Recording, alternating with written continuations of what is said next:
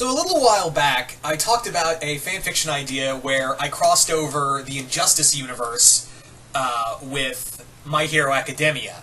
I really like that. Weirdly enough, this was actually my first idea for a My Hero Academia crossover. Like, this was my go-to one. Cross it over with DC's Injustice universe. Like, it just seemed, like, in a weird way, it made sense to me of having, you know, all these young superheroes encounter a world that's kind of just been knocked off of its axis, essentially, to fight, you know, an evil Superman and, you know, join the Resistance or the regime, depending on how you look at it, depending on which characters you think would join who. But yeah, that I talked about a little while ago, I talked about my initial idea of how I would have written this story. But I kind of, like, I decided, you know what, I did a little more thinking, and, you know, with Season 3 already done, and we're getting close to, you know, when Season 4 drawing soon, I think it comes out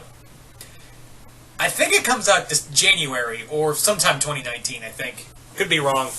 Point being, is that, I took a lot more inspiration from late Season 2 and Season 3 from My Hero Academia to retool this story.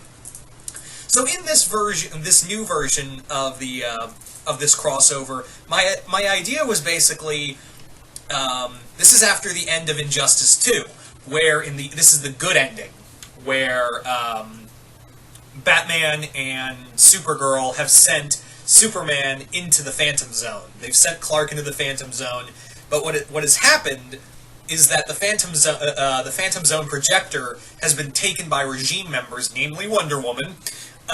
And they've released Superman, not only releasing Superman, but now Clark is working alongside Zod, Non, and Faora. And the three of them are... not Faora, Ursa, excuse me. Yeah, that's right, I used Ursa. You know, gotta show love and respect to the Christopher Reeve movie.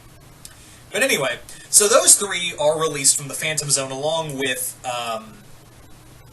Superman, and yeah, there's Superman wants to release the other Kryptonian criminals, since he knows that they'll fear both him and Zod. But however, the Phantom Zone projector has been taken back by Batman, and they're trying to hide it. But the problem is that now that there's so many Kryptonians and not enough anti-Kryptonian weaponry to go around, they're like, well, shit, what do we do? So in enters the idea of, well, let's get someone who's strong enough to fight Superman. Let's go get someone who can take Superman on in a head-on fight. So, looking around through the multiverse, they discover All Might. And they ask All Might straight up, yeah, you've got to help us. You're probably the only person who could take on Superman and the other Kryptonians. Well, what they don't know is that All Might is still kind of like getting close to losing all of his power. Keep in mind, I'm setting this before the fight with All for One. So, yeah, this is before the fight with All for One. So with this, All Might is afraid of, he's got to pour everything into this. And meanwhile, you've got the other superheroes of the My Hero Academia universe who are essentially like, there's another universe and it's full of superheroes and some of them don't have quirks. Like, I want to have a scene where, Bakugo gets so pissed off about losing a fight to Batman who doesn't have a quirk. Because he's like, no hero, you can't have if you don't have any powers, what's the point of being a superhero? And he's like, my determination is my superpower. Or something like that. And I think that would just drive Bakugo nuts that people like Green Arrow and Harley and a few others out there actually don't have powers and they can kick some ass. And that even surprises Midoriya. Like, that even surprises him. Like, there's a whole universe where there are some superheroes who don't have any powers. That's amazing. But anyway, so yeah, All Might and several of the students, along with some of the other superheroes, go along into the DC universe, into the Injustice universe to help fight them. And yeah, but however, there was someone else Batman brought along secretly because because Batman being the master of prep time and all that. There was someone else he brought from their universe along with them. There was someone who they brought from the My Hero Academia universe. In case All Might failed, there'd be someone else who could definitely take care of Superman. and that's Stain. Yeah, they brought Stain along with them secretly. And not just Stain, but also Toga and a few other villains. So, needless to say, when they find out that not only did they bring in Stain the Hero Killer, but also several members of the League of Villains, yeah, they're not happy. They are in no way happy about working with villains. But Harley and Batman are like, look, we used to be enemies, but now we closely work with one another, and, with your help, we can actually stop the regime. We can stop the regime if we work together on this, in this. So, yeah, they're very much like, all right, and this kind of leads to an uneasy alliance between them.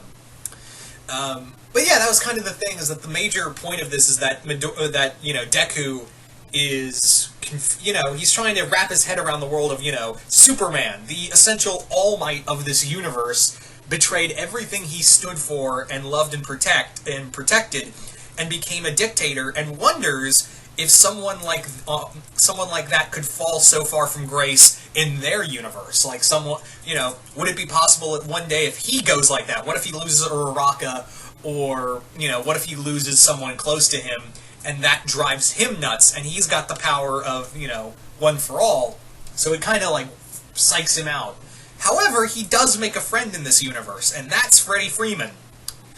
Freddie Freeman does exist in this universe, apparently, but he does not have, apparently, as far as I know, he does not have the power of Shazam, because Shazam was killed by Superman, but even and previously he didn't own the power of Shazam. Anyway, so that was the big thing in here. But yeah, so Midoriya and Freddie Freeman really kind of bond over, what superheroes are all about and what have you. Meanwhile, you've got All Might, who, yeah, he would lose the fight with Superman because, let's face it, All Might's power, especially at this point, is kind of finite. Like, I would have it that he puts up a good fight, but taking on, it would be him and Superman one-on-one. But like I said, the problem is that Superman's power doesn't have a time limit, So, that's kind of the thing. Anyway, so that was Superman throws All Might into the Phantom Zone, where Supergirl has also been put. Supergirl's also been put in the Phantom Zone, and All Might and Supergirl have to find a way out with while avoiding the other Kryptonian criminals with the help of Mon-El. Of course, Mon-El being the Daxamite who was placed in there by Superman to save his life. So they work with Mon-El in the Phantom Zone to escape. But yeah, so that was kind of the idea I had for this story. Is that the heroes have to work with villains. Superman, his regime, he's gone all out on this. Not to mention, I did have a scene in mind where Bakugo claims to join the regime, but when he gets close enough, he just blasts Superman in the face. It does nothing. And he just shouts, because Deku's hiding, he's like, Deku, you dumb shit, you have got to take this guy down. I'm doing this so you have a shot at beating this bastard. And then Superman crushes his hands. Yeah. So, anyway. I did also want to have a scene where Toga and Harley have a conversation where Toga was kind of treated like because of her quirk, she was treated like a villain from the get-go. And Harley's like, yeah, but, that's, you have to drink blood to shapeshift. That's gross, I'm not gonna lie. But at the same time, that doesn't mean, that's just because society says you're evil doesn't mean you have to be evil. Look at me, I'm batshit insane, and Batman trusts me more than most people. That's really fucked in the head, isn't it? So, there you go, guys. That was pretty much the idea for this. This is just a second version of the story. I honestly kind of dig this version a little more so, because, there's more heroes to play with, and definitely play with the hero-villain aspect of them working together. So you guys tell me in the comments below, what did you guys think of this second version of this crossover? Did you guys like it? Did you guys hate it? Comment below, let me know. And once again, hope you all enjoyed this. Also, I'm really curious, what would it be like, what character interactions would you like to see in the Injustice universe with My Hero Academia? But once again, hope you all enjoyed this, and I will see you guys later.